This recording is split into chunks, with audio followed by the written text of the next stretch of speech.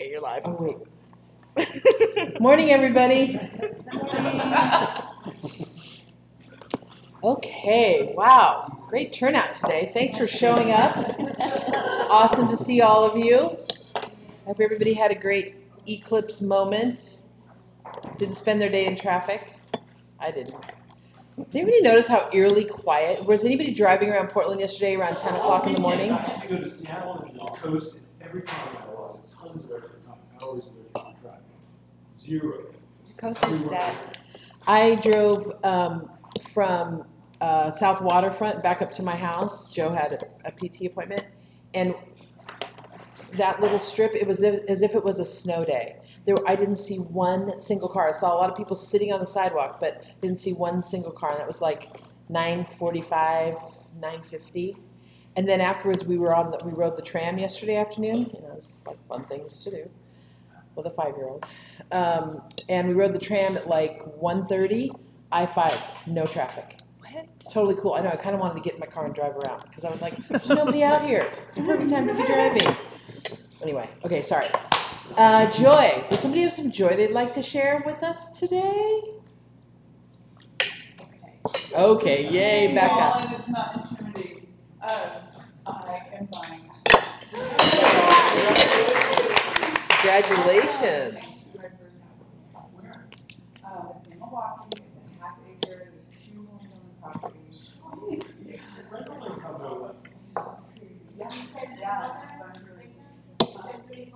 Yeah, it's 1970, so it's like, it is so nice. Yeah, it's red and thundering all over. Congratulations, that's exciting.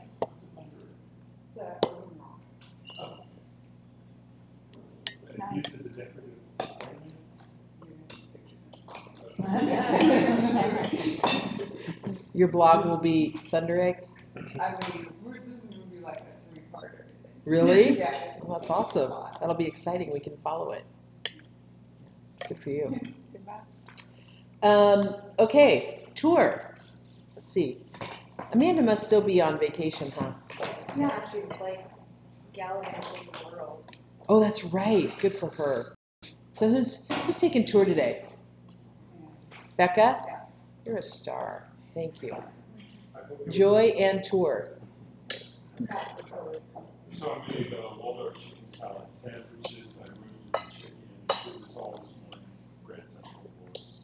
So it was kind of easy. I made like 2 dozen. Oh, wait, we haven't gotten to your tour yet. Friday was food next time. Okay. All right. Well, tell us about your tour, Steve. What do you got going on? As long as we're here. Not the house.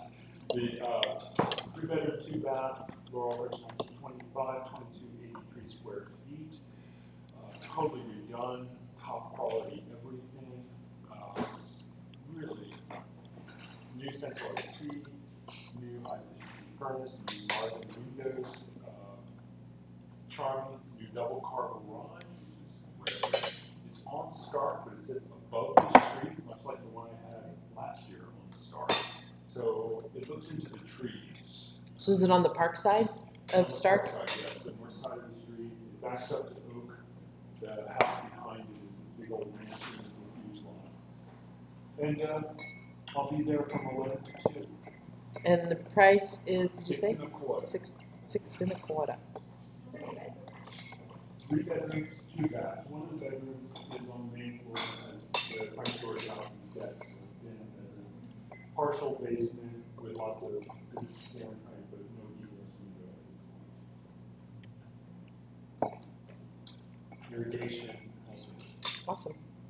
And tell us again, what are you feeding everybody? Chicken sandwich or something? Waldorf chicken salad sandwiches.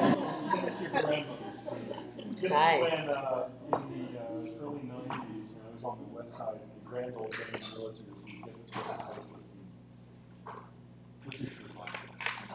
It's cool. They'd make it themselves, right? No, they call me. Oh, right. All right. Okay, let's see. Does anybody else have anything coming up on today? Well, we Coming have up? Hannah and I have one coming up in 2 weeks on Southeast Branch Street between 34th and 35th, so a few blocks off Division. It's a 3-bedroom, 1-bath, old farmhouse. It's very livable as is, an 80s-ish kitchen, but could definitely benefit from some updates and good potential for equity in the house. And I don't know the price point, it'll be in the probably low to mid fives. It's a 3-1.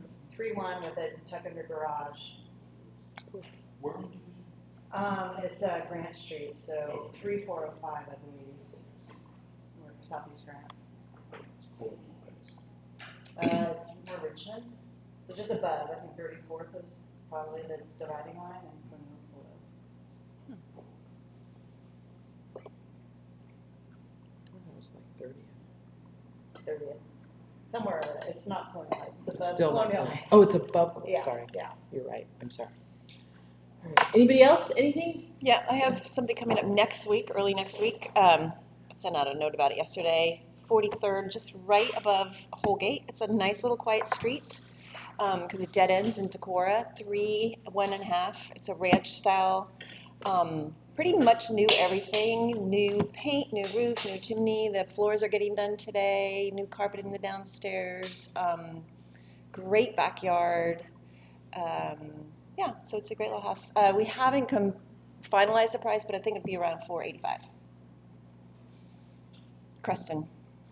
Thanks.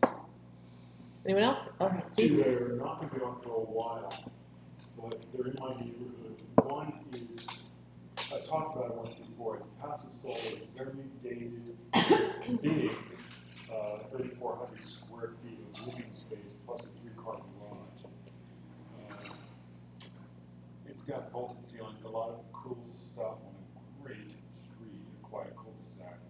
It's going to be around 5. It's very dated, very 70s. There's another in the same neighborhood that's on a half-acre at the very end of quiet cul-de-sac that is 3-bedroom, 2-bath, 400 square feet. That one's got totally redone, new kitchen. It's a 90s house. She totally redid the kitchen again. That's going to be around $600,000. Both of these are Capitol Hill Elementary School, which is bizarre.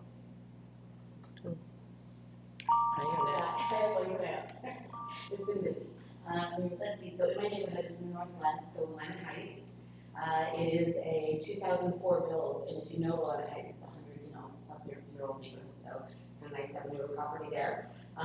It is on the hillside. It's a beautiful view of when the leaves are falling off the trees in front of it, of St. Helens, and it is a 3, 2.5. We've got 2-car attached garage at Chapman, Sylvan Lincoln High School. It's going to be 874, and you'll be my neighbor. You're my neighbor. 874 for is what we're looking at listing it. We're going to go live on Friday, and I'll have a breakfast tour Tuesday upcoming. So send some nice people our way. Actually, it is, what was his? No, it's not Ron Phillips. But it was the gentleman that did the 4 newer bills. I forgot his name. It was maybe on purpose.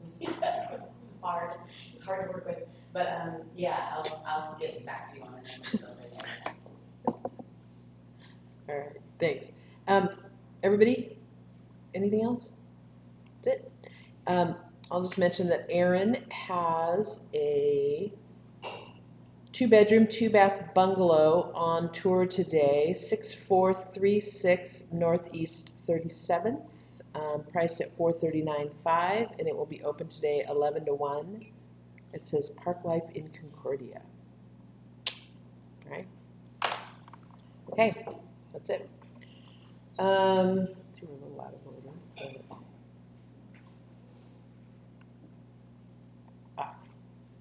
So announcements, we have no meeting next week. Since school starts on Wednesday, we thought we'd give you a day to do whatever you do the day before school starts. And then the following week will be Labor Day weekend, so we'll have that off. So we'll see 1, 2, 3 weeks from now. We'll start our fall back in, everybody here, full on 100%. And then, let's see, our company picnic is Saturday, September 9th. Mark your calendars, it'll be super fun. 2 to 6 in Troutdale. Hopefully the weather will cooperate and everybody will be able to get in the river. Okay. Anything up there today? A little bit. Northeast, southeast. 4 ways over, northeast. This was that. What? That was, That's it yours? was 3 weeks ago, but That's you, but you wanted, but good, you got it. I haven't put it up there yet. You went? Oh, yeah. Imagine, did you guys just pay it a ton? This was her 5th offer, and she didn't want So, to play. Yeah. you worried about appraisal, or we're good? Not really. No. Good. That's awesome. It's And, Lauren Dahl's listing. oh, okay, good. And then over in southeast, 1 way under. Friendship. That's mine. My neighbors my neighbors are moving and my other neighbors are moving into their house, which happens to be my daughter, and so they wanted them to have it. That's nice. Yeah, Was it it's very listed nice. already? It was already listed? Or? Yeah, so he's a broker, so he came over and I sat with him and my daughter and her husband and we just wrote up the offer. Nice. I know, it was nice. And they wrote a contingent offer on the sale of their house. So. Very cool. Mhm. So we see no trend here at all. Those are two totally opposite situations. I got one in right? backup. You- One at the coast. You what? Sold one at the coast that closed really fast, it was a cash deal. But list price, we was right after it went on the market, 465. It's interesting. I think this year the coast has seen multiple offers for the first time, and that's not normal for the coast. I mean, not that it never happens, but it's not normal. And yet I've also heard that it's just started to kind of slow down a little bit, quiet over there, which usually this is a really busy time. So it'll be interesting to see what happens as the months come up. Okay, well, take what you can away from that. Okay, so let's see. Let's look at our statistics for the city.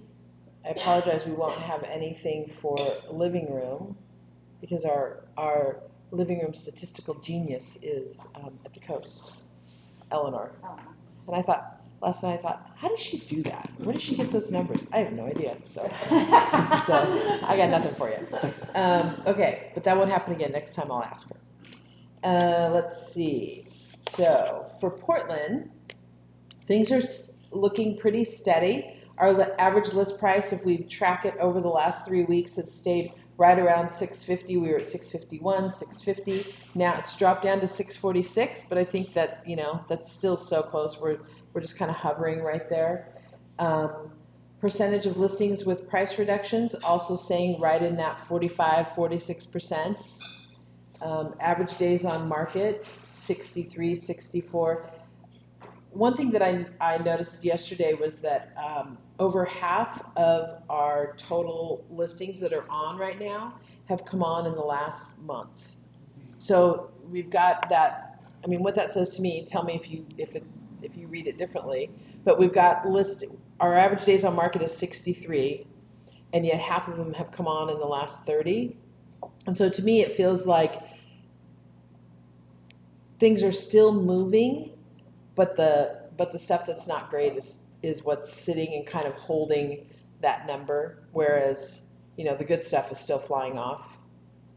Is that how you? That's what Yeah. it is.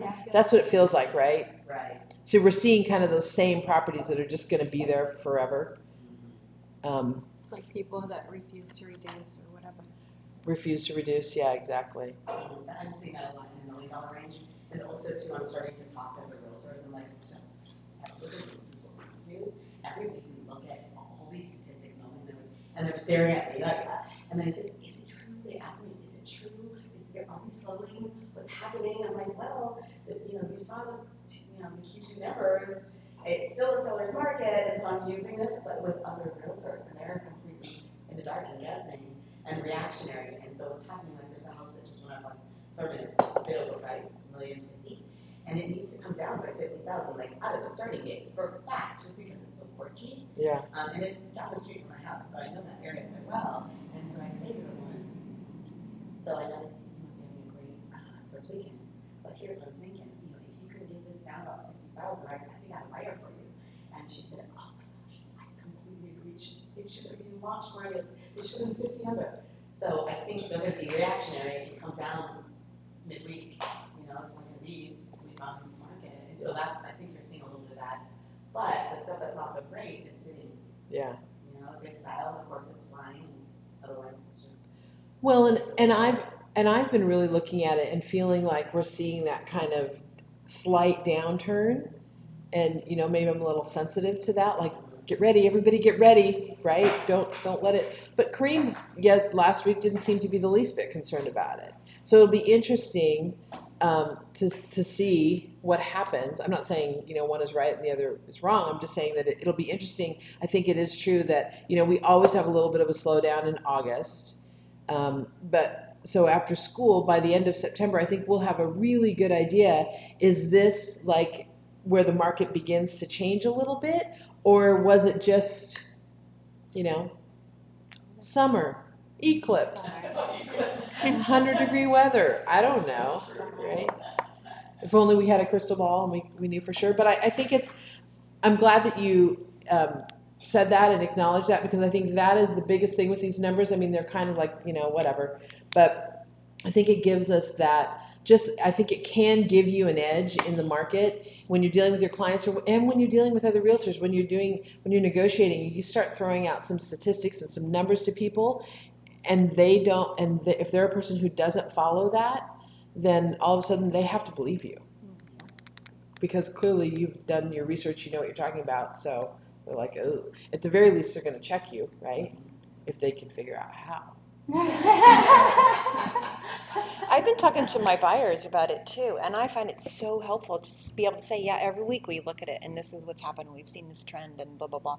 And they're just like, well, first of all, I say now is a great time to like shop if you haven't been, or, you know, because they still are in this story that there's everything goes right away with 1 million offers. And they're delighted to hear that that's not always the case. That it's not, yeah. Yeah. Right. That they're starting to have some options out Yeah, there. like I called up a couple people that had stopped looking, and they were like really happy to hear. Well, and and Janelle's been saying that for a couple of weeks now. This is the perfect time to get in touch with those people that in March and April could not take it. They just could not lose one more house. I mean, this is the perfect time to get back in touch with them and say, hey, maybe that doesn't have to happen now. Maybe you can get your house. Yeah. Be in for the holidays. Okay, so inventory is, it kind of dipped back up. So 1st of August, we were at 1836, mid 1914, and last week, so it went down, up. Now we're at 1898, so it's kind of, again, I guess we'll see what happens in another month. And then our market action index, how's the markets? We're still seeing that slight downward trend. We're now at exactly 50. So we've gone 55, 52, now 50 for the end of each month. So it's dipping down. It's still a strong seller's market though, right? Until we hit 30, where it levels off, we're still in a strong seller's market. So here's one of the things that they said. We've seen slight cooling in the market and prices have plateaued for a while. If end of summer brings buyers back into the market, pricing could also follow.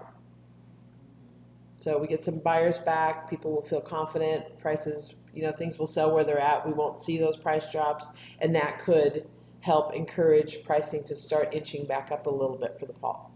The average statistic for price drops kind of shocked me when you said that like 45% Are seeing a price are seeing price reductions. That sounds like a whole lot. in the city of Portland. So I think that's really important, because Christine and I had a little exchange yesterday about that, because I know some of you look at the RMLS market action report, right? And that is a totally different number, but they're going from Gresham to Hillsborough. The numbers that we're talking about are just in the city of Portland. And so I think that's a little truer for most of us to see what's happening. But yeah, you're right, to see half of the properties are getting price reductions. And is it the result of a slow market or somewhat of people feeling, let's get it up there high and then having to reduce? Or Yonex stepping in and panicking them, so they just do price reductions, right? Actually, the listing agents were small, and hey, just checking on the activity this weekend on that property. And she's like, I just had a nice rate offer. The only thing my clients can do is say no. I was like, okay, Melinda, that didn't sound desperate, but I will, yeah. She's like, could be eclipse, but nothing's really coming in. I'm like, oh, poor baby. Lindsay hit. Seems cool. She used to be a living room realtor. Okay, so I'm just going to mention this about the coast because I happen to be talking to both Tasha and Hans in the last week or so. And Tasha is really big on looking at number statistics. And I think that even though we don't work in the coast, I think that we have clients who are looking at the coast. And I think having some knowledge about that is great for you guys. Because it was for me when I started talking to the two of them to see what's going on down there. I was like, oh, okay. Started thinking about a beach house myself. Anyway, so it looks like Cannon Beach and Rockaway are super strong. Their people are buying there, and it's kind of like the place to buy. I think Cannon Beach always has been. And Rockaway, I mean, my guess is that it's been the more affordable. So it's, but both still very strong. They're seeing a small slump in Manzanita. There's not as many buyers down there. You're pretty familiar with the coast market too, aren't you? We have a place in Arch Cape, and Do it's you- just 4.5 miles south of Cannon Beach, and then we go down to Manzanita a lot too, because we're kind of in the middle. So I've been kind of following Manzanita and Arch Cape, and Cannon less so, Yeah, because it's so busy there. yeah. It's always it's Yeah. it's always going Follow to be busy. everything from Deerpark to Oceanside, and we have a place in Manzanita, so I'm working with a couple right now from Deerpark, actually multiple buyers buying the property together. And you're seeing that a little bit in the market too, down there. I've seen lots of stuff coming up in Rockaway and Oceanside. Rarely anything coming up in their price point, which is 400 to 700 in Manzanita or Deerpark. Like early in there. I love Oceanside. My favorite place. So little hidden town.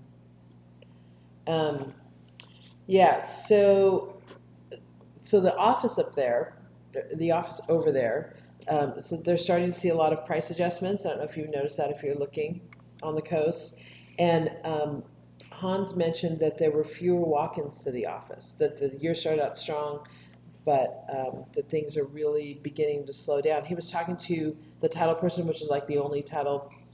Yeah, is it Sarah at Ticor in Manzanita? Yeah. And when he said, and that's what he said to me. He said, well, Sarah, blah, blah, blah. And I said, well, what about the other people in her office? And he said, no, that is the office. So I guess she would have a really good. Yeah. Something I just discovered is most title companies, you have a client drop off a check to one, and that's, you've got a timeline for getting earnest money in. They'll give you a copy and put it in her office. Those offices are really separate. She had to overnight it here and then overnight it back. She had to send them out an envelope to where she was so not connected to Tyco. Oh, yeah. Well, I think that you find that pretty much when you go outside of the Portland metro area, it becomes, I know I had something with Fidelity and it was a property up here, but the seller lived in Salem and chose a Salem office, and it was a whole thing because they couldn't drop off here. They had to overnight it there. I was like, what in the world? It's Salem. Yeah. Anyway, yeah, I agree with you. It's a little trickier. But yeah, she was saying at the time they were talking, this was like 3 weeks ago, she had one deal in transaction. Yeah. What? And then it kind of picked up. I asked him again. He's like, yeah, I think she's up to 5. But for all of that area, that's kind of interesting, I think. Yeah. So This is the title person? at the coast. So I mean, it's kind of interesting. Like maybe it's the time for everybody to be looking for coast property. That's crazy. Refer- So I sent Hans a referral for a listing in Donna Beach, which is right next to Rockaway. It was just under 900. He sold it in 3 days. They were like, multiple offers, and maybe sold it in 3 days. Yeah, and but it was just at the start, right? Just at the start of the season, summer. And it was like, oh, Yeah. we can't believe it. Maybe we should have asked for more. I thought, no. Right. Apparently you asked the right amount. Right. But yeah, so now it's changed that drastically. What size property was the reminder? I can't even remember, but it was just, there was nothing in between it and the water but sand. And it was very nice, it was beautiful. It was only 4 years old.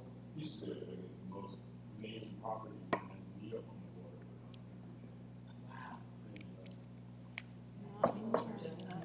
Wow. Not anymore. Yeah. Crazy. Wow, what a quick change in such a short period. Well, and who knows? Yeah, well, and it's interesting because we talk about like summer in Portland and August, it's quiet, people are off doing other things, but really that's when the coast business is really going to take off. So where we look to September to see if things pick up again, I don't think they do that at the coast. So yeah, it'll be interesting. We're going to start following them a little bit, I think, too, because I think it is interesting, and I think it's, you know, more of that knowledge that we can give to our clients.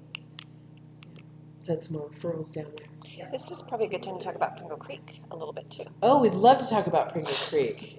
We have time to talk about Yeah, I don't Pringle have lots of stats or anything, but I just wanted to Creek. kind of throw it out there. Everybody's familiar with Pringle Creek, yeah? This is the new development. Oh, Salem? Yeah, it's like an old development. It's 10 years old, but in Salem. Yeah, but so it's all sustainable. You have to be LEED Silver to build there, which has been one of the reasons it hasn't gotten bigger than it has. But anyway, in the last couple of years, they've made a market effort at getting people in there.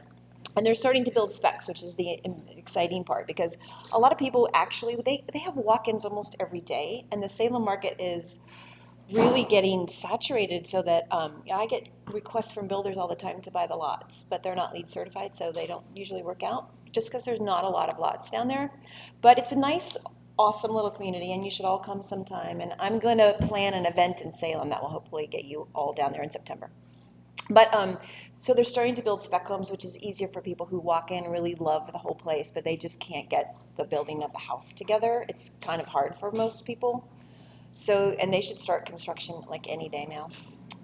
And then we've had a couple of recent sales, and there's 3 people starting their own custom builds right now. So that means 6 houses will be going on. So just a lot of kind of activity down there.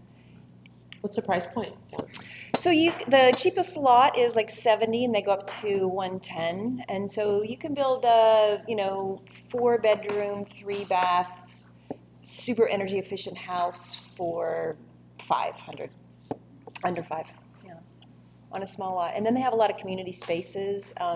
So the lots are not big, but they've got lots of greenway. 30% of the complex has green spaces that'll always be there. They've got greenhouses, chickens, CSA on site. They have a little orchard that has fruit trees, and that's all available for the people who live there. And there actually is a little creek that runs through it. It's quite adorable. I'm So, coming down to see. Yeah, so please, if I have an event, please come. Or I will have an event, but please come. It'll be fun. Thanks, Christine. Okay, any more talk about statistics, numbers, mortgage rates, anything? Mortgage rates are great right now. Interesting to hear about mortgage rates. Would it be interesting to hear about mortgage rates? Okay, so, I don't know if I've talked to you guys about this before, but there's something that I've been bringing into the conversation with clients that are concerned about the market, because I have friends in southern states like Texas and New Mexico and stuff, and water rights are like gonna be a big deal at some point. So when people are concerned about investing in the upper Northwest, that's when I bring that into the conversation to let them know that if it does continue getting warmer, then water is going to become a very coveted thing. So it's, as the wetter parts of the nation, it's just another reason why I don't think the market's going to drop. I don't think that we're going to lose value. So just an idea to throw out there. It's interesting.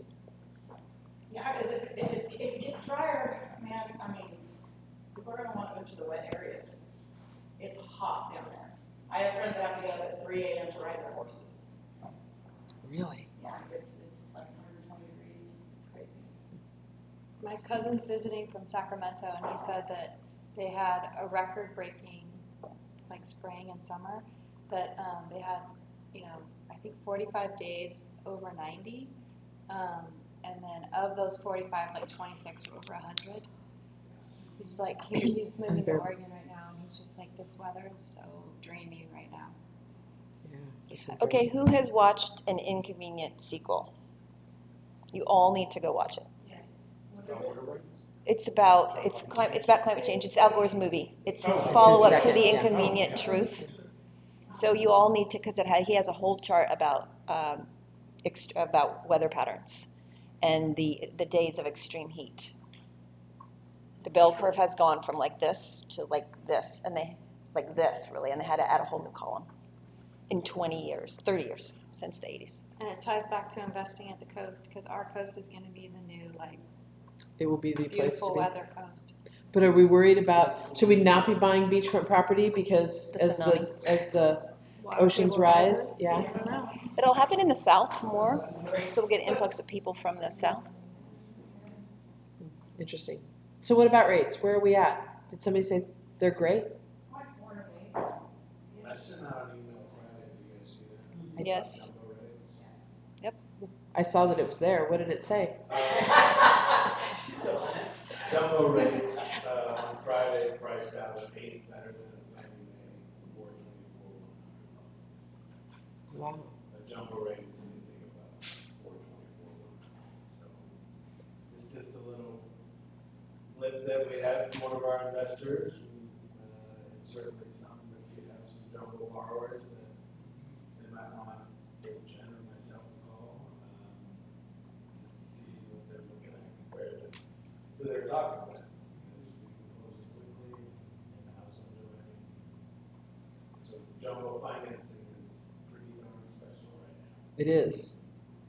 I can't remember how much of a jumbo.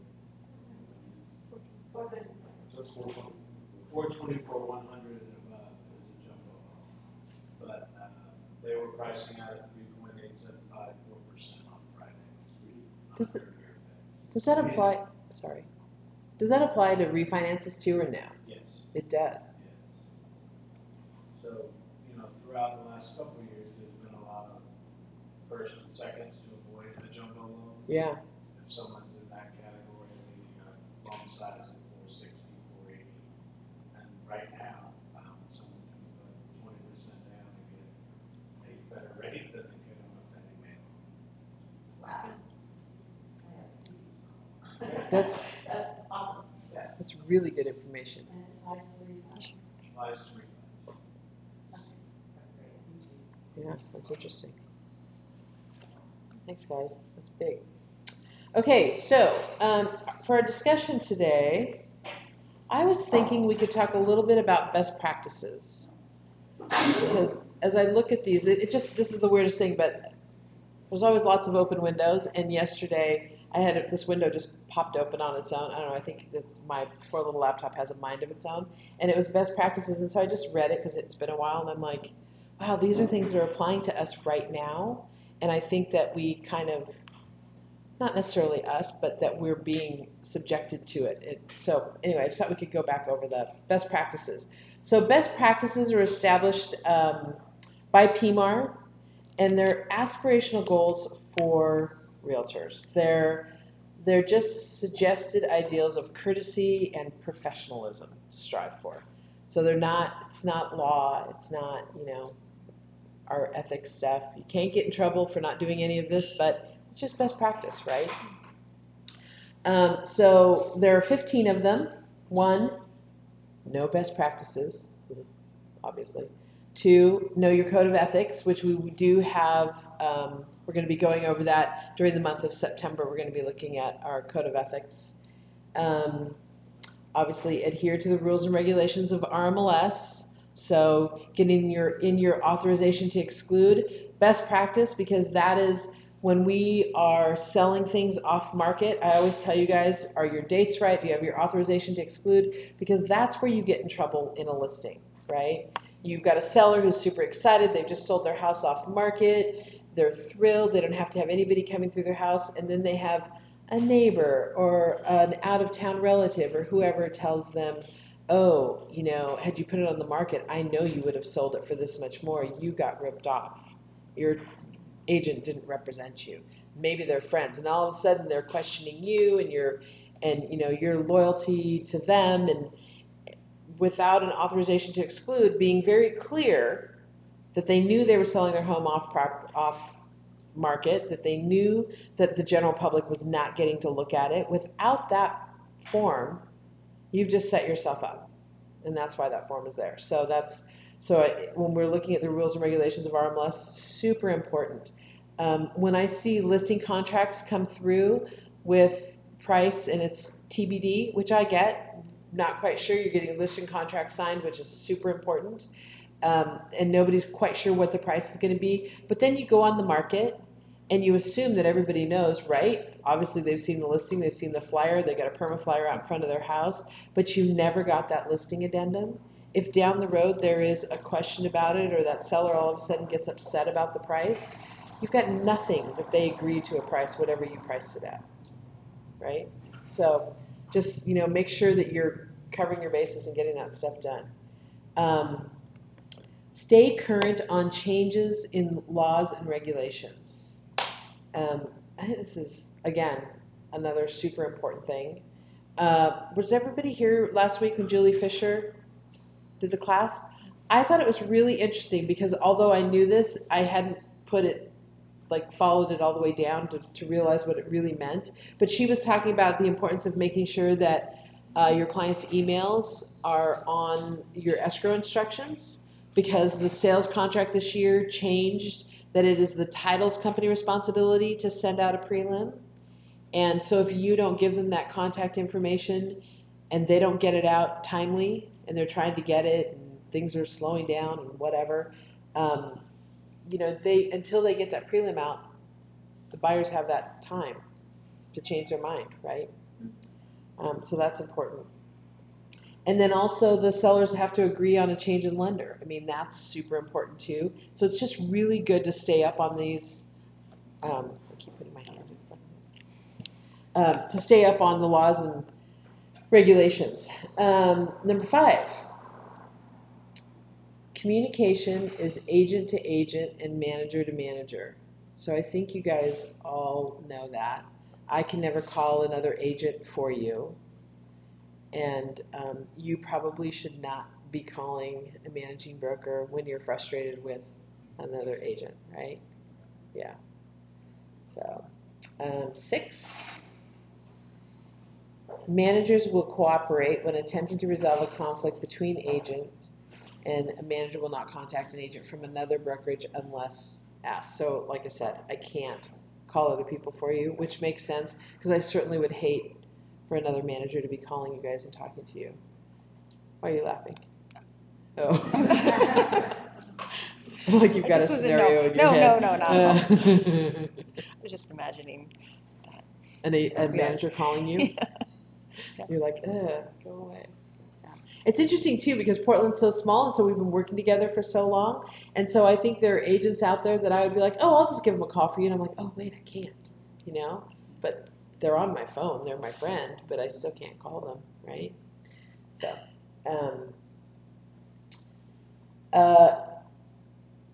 number 7, before filing a complaint against a realtor, agents will discuss with their manager to ensure the complaint is appropriate in all respects. And I think we've had some situations, some of us have had situations recently where there's a little bit of frustration, but I think before taking it to the next level, it's really great if agents can do their best to work it out. I mean, I think, and certainly I don't see it on our end so much, but we have to remember not to get heated and get involved in the transaction because we're not part of the transaction. It's so easy, you have so much compassion and concern for your clients that it's easy to be like, oh my gosh, the other side is crazy. And we just need to temper that. Remember, it really has nothing to do with us. And hopefully if we can stay calm and kind of keep things under control, that will help the other agent on the other side to also do the same. Because I think that's where we run into, when things get heated and all of a sudden it's between the two agents. And and that our clients just get caught up in it, right? And once we get our clients riled up, there's no bringing it back down. So we've got to always maintain, just like I always say, it'll be fine. Everything will be fine. It'll work out. It'll be fine. It's my favorite thing to say. I found out. A client said that to me once. I told her that. Use only the most current version of standardized forms. None of the offenders are here. Lead-based paint, people, lead-based paint. There's a new form. Make sure you're using it. Not new, 2016 new, I think. But I'm still seeing 2012 lead-based paints. My problem is with zip forms. If I've started working with a client last year, I have to remember to redo the forms because I've saved different things in there. If your clients have signed a form in 2016 and it's a 2016 form, perfectly appropriate. But it's when they, because that's the first thing I look at when I see a form that is, it actually hurts my brain when I'm going through them and I'm like, what is this? Where is that? And I've forgotten what that form looks like and now I have to actually read it. I can't just know what it's supposed to say. And then I always look for the signature if it's reasonable, but nobody is working with a client that signed a form in 2012. At least I hope you're not still with that client. Cut 'em loose. Huh? The final agency form. The final agency. Oh, if you started with it in 2012. Oh, yeah. Sold and bought a new one. Right. Can you use the same? No. I was just thinking of something though when you said that. I don't know where it went. Sorry. Maybe it'll pop in later. Okay. Adhere to a high standard of legibility in all documents. I think most of us are using zip forms, which is awesome, or DocuSign. But some of that handwritten stuff, oh, that's brutal. Seeing some handwritten, you're like, you don't even know what I'm talking about. Many of you young people still know how to write cursive. I do. I'm not that young anyway. I used to keep an accordion file in the back of my car with all of the real estate forms. I was just cleaning Right? the garage and found a crate that I used to always keep those forms in. And keep all your forms. Yep, I had all my forms. Yeah. Oh, I know what I was going to say. So, we're halfway through the year, or 3/4 of the way through the year, so this is probably not an issue today, but we are going to get new forms in 2018 again, because we always get new forms. So just remember to clean out your templates in zip forms, because that's where we're seeing those old forms pop in, right? They don't automatically upload. If you've created a template with an old form, that old form will stay in there. So you need to clean that out, put in current forms, right? Managers should develop a multiple offer policy for the brokerage. Does everybody know what our multiple offer policy is for Living Room? That'd be good to talk about. Huh? That'd be good to talk about. Would it be good to talk about? It's pretty simple. The only thing that we really require is that if you personally are writing an offer on your listing, which the idea of you double-ending it is probably, that's tough and not something that we recommend anyway. But then if you choose to double end on your listing that is multiple offers, really not a great idea. But if you find yourself in that situation, please stop what you're doing. Don't be talking to other agents about offers and what's coming in. Get me involved. People can send all their offers to my email. I'll just hold them, and when it's time to review, then I will just be on the phone with you as you review it with your client. I'm not stepping in and taking over, but I think we just want to make sure that we've covered our bases, that there can never be any question about our integrity and offers that have written. Any of you who've been in the business long enough, I'm sure at some point in your career felt like maybe did I just get involved in something kind of shady, or was everything on the up and up? And so, to ensure that nobody has to ever question us, that is really our only policy on multiple offers. Okay? Does that make sense? That's easy, right? Do people ever question integrity when there's a living room agent making an offer on a living room listing and that offer wins. I think They it's say possible. That's kind of like BS because it's a living room agent.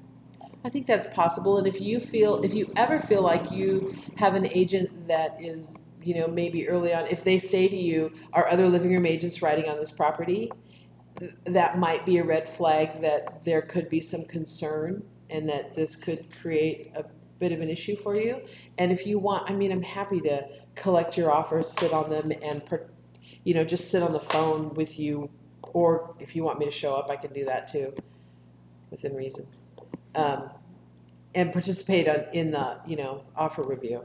So, yeah, I mean, I think it's possible, but I haven't seen it here, you know.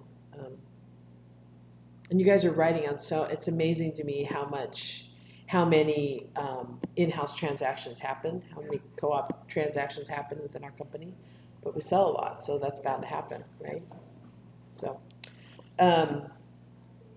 but yeah, that's really the only thing. I mean, I think anytime you feel like somebody is questioning you, you can always involve me. Just, you know, keep things just as, you know, arm's length as possible so that it doesn't, so there isn't a question.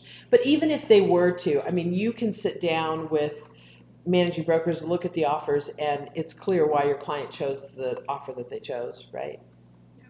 So, okay, where are we? Oh, number 11, agents should refrain from speaking on behalf of their clients without written authorization from their client. So I think this is really important, and we do this all the time because we're giving the best service possible, right? So we are saying to agents who call in, will you accept an escalation clause? No, it's best and final. Maybe your client is okay with an escalation clause, right? Are these conversations that you've had? An agent calls in or says, I'm writing and I want to present in person. And you're like, no, all the offers are going through me, because you're assuming that's what's best for your seller, because you're assuming we're going to be looking at these at 8 o'clock at night, her kids are going to be in bed, she's not going to want that. Well, unless you have it in writing, you need to allow that. So that's a conversation, again, that you have up front when you're signing that listing contract. You know, I know we're not seeing it that much. I do think, and I would encourage all of you, which I know that I've mentioned a few times,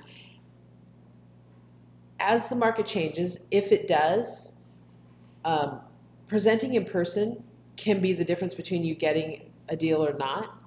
And I think that the more comfortable you get with it, you'll probably start to enjoy it. You used to do it, didn't you? Sometimes. See? So it'll start happening again, and I would highly recommend that you get comfortable with it and ask. And, you know, you're probably going to get some kickback right now because people are not really used to it.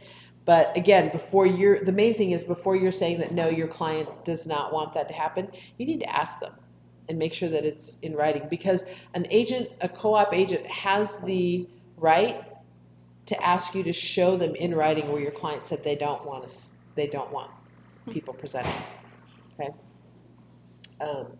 The other thing which I think is really easy for us to do is I'll let everybody know how many offers are in, right, and where they're at. Somebody calls you and says, how many offers do you got? Are they over full price? And you're like, yeah, we've got 6 and most of them are over full price. Without your seller's consent, that is not something that you should be talking about. So all of those, you know, and I know that we're doing it just to make sure that we're giving our client the best representation, but you need to make sure that your client understands how you do business and what your intention is, and make sure that they're on board with that and they like it. Of course they will, but you want to make sure, right? Number 12, agents should encourage their clients to acknowledge in writing the presentation of offers and timely communicate that proof of presentation to the co-op agent. So how many of us are out there writing offers and not getting anything back? That's really bad. So, I mean, I think it's reasonable to let people know when you're going to be reviewing, but then you need to do that. You need to communicate what the plan is. You need to have in this idea of sellers like, yeah, it's just too much of a pain. They just didn't want to do it.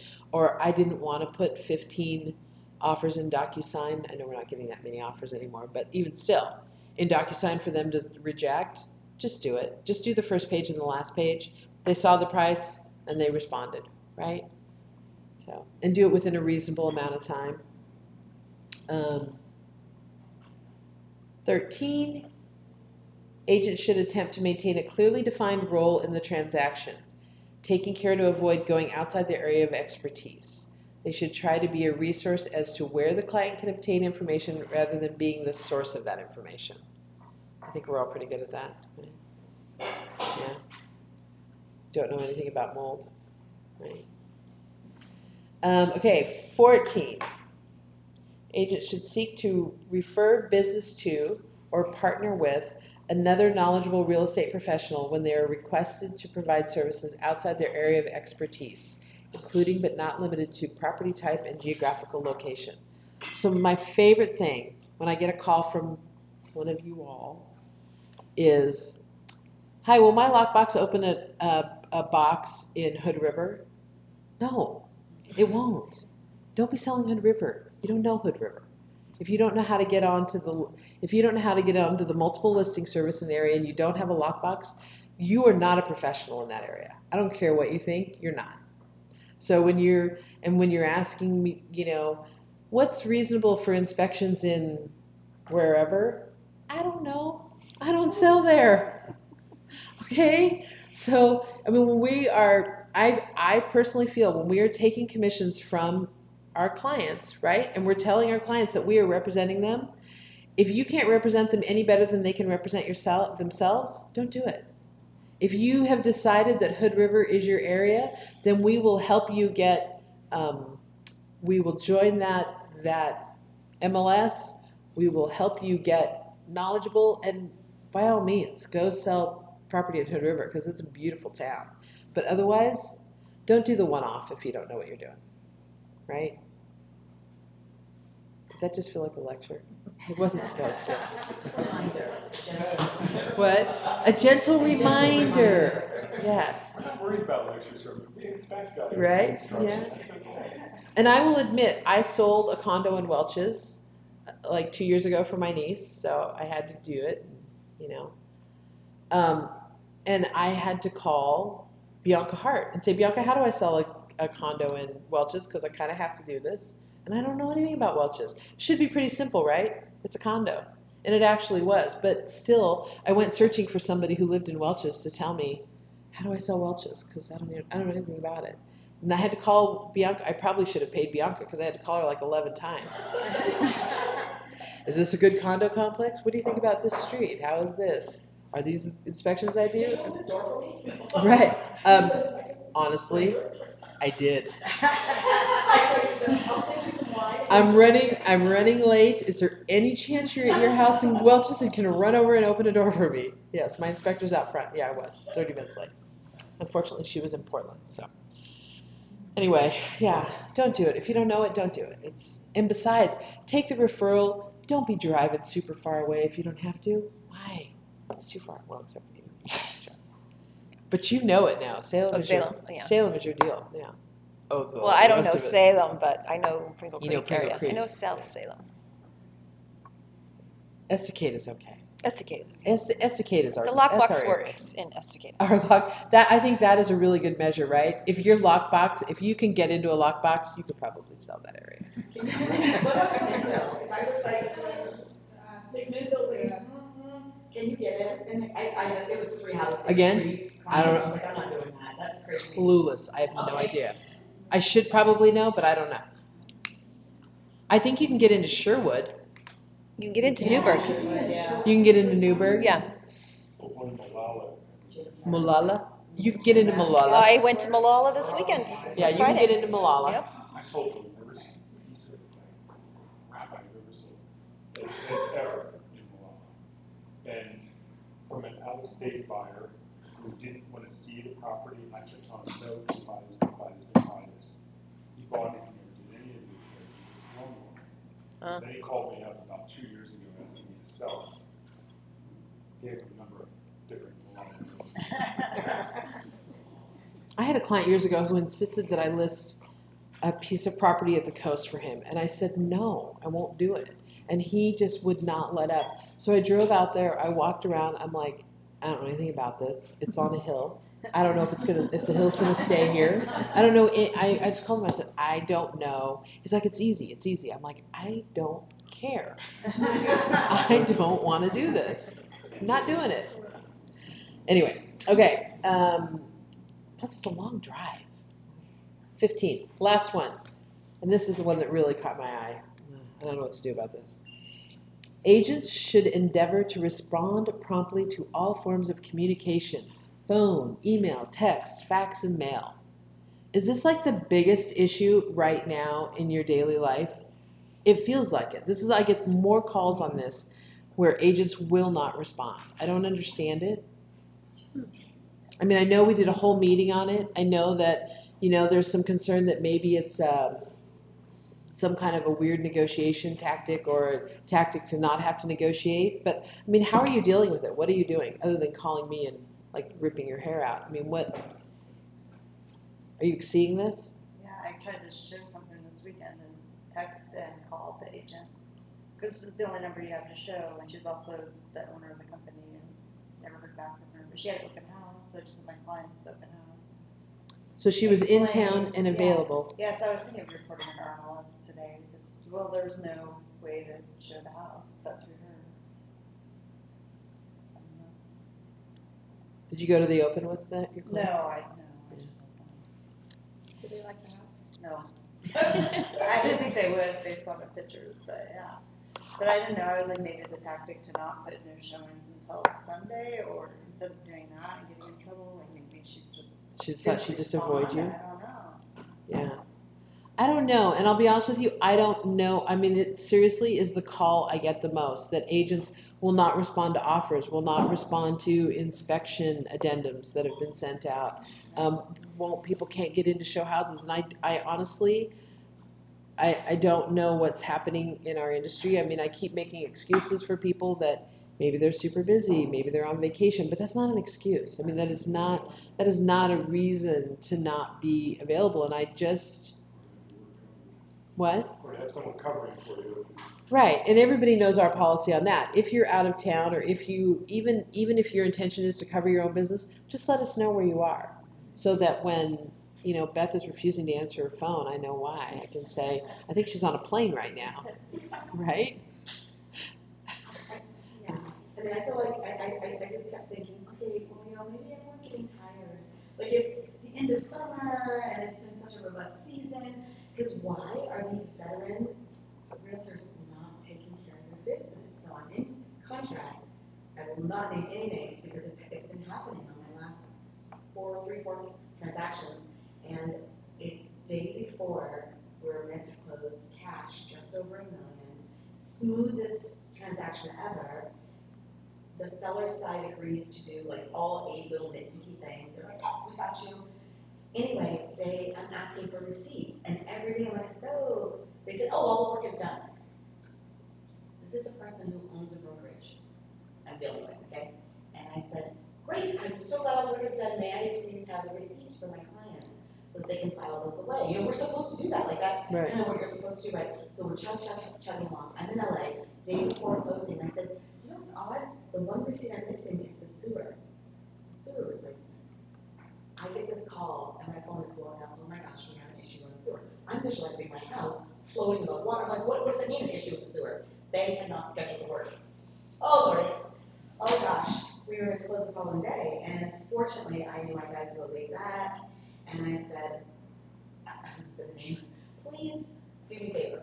These are the things I need you to do immediately. I need it all in writing, and I think I can talk my buyer into holding the same close date. Oh. But you finished the work. It was then Wednesday. You finished the work by Friday. No excuses.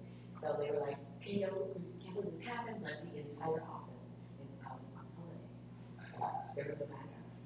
So I had to go to that brokerage, which is a big one, and make sure everything was done. But then I got back from LA, I was like, oh my gosh, it can happen to anyone. Well, and that's the thing is, I think that I don't know. I mean, I think there are cases where it is vacations or miscommunications or whatever, but I just don't understand, like, we all have our phone on us, right? So I guess while we can't control what other people are doing, I hope that you guys are making the effort to return the calls and the text messages and the phone and the emails. And that is the one thing that I say when somebody calls me. I'm like, when they say they're not responding to my phone call, then text and email them. Don't give them any opportunity to not respond. And if you have to, go to their office and knock on the door and ask where they are, right? I mean, I don't know. I don't know what else to say. It's super frustrating, and I hope it's not a new thing in the industry. I hope it's something that's just, we're going to chalk it up to the hot weather and summer vacations, I right? had one post 3 weeks ago that was really bizarrely similar to what you just described.